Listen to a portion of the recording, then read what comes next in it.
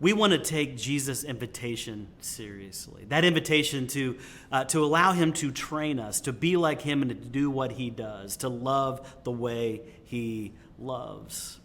And we want that to get into our lives. And it can be easy to say, oh yeah, we're people who follow Jesus, we take him seriously, but it can remain abstract.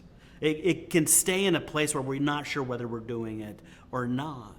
And so we, in small groups of people, we decide that we want to simply make sure we're getting there, to become like him and do what he does by simply doing what he did.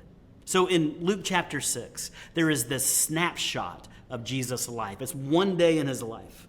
And it begins with him going off to the mountain to be alone with God. He is enjoying time with his Father. And then he comes down from the mountain, and he shows up with his followers, and he selects the 12 that he's going to intentionally train to be like him and to do what he does, and then leave behind to lead the movement. So he pulls together a spiritual community. And then with them, he goes out into the larger crowd. These are people from all over the place. And with them, he begins to heal and he begins to teach. So there are these three things, these three rhythms, life rhythms that Jesus lives in and moves in and out of. Because we see over and over again times when he is stepping away just to be alone with his Father and to enjoy time with God, just the two of them.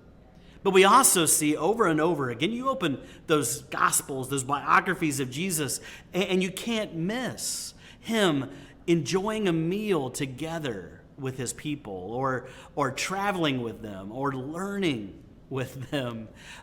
So he is enjoying God together for the good of the world. You open those Gospels and you can't find a page where he's not healing somebody, he's not teaching somebody, he's not being and doing good news.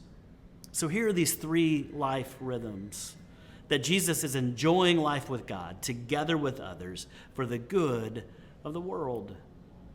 And the way that we allow him to train us today is by banding together with a group of friends and people to simply practice those life rhythms together.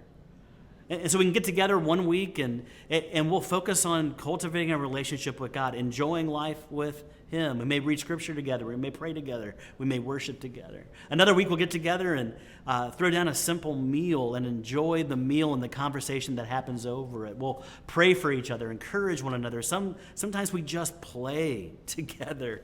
And then there are other weeks where we go find a group of people outside of us that we can go bless in some way, to go be and do good for them. So here are these three rhythms that God calls us to live in as we practice Jesus' lifestyle, as we live in his way. We enjoy God together with others for the good of the world. And so maybe you can know that you're taking him seriously, you're allowing him to shape you and train you in his way when you, together with others, just begin to enjoy God together for the good of the world.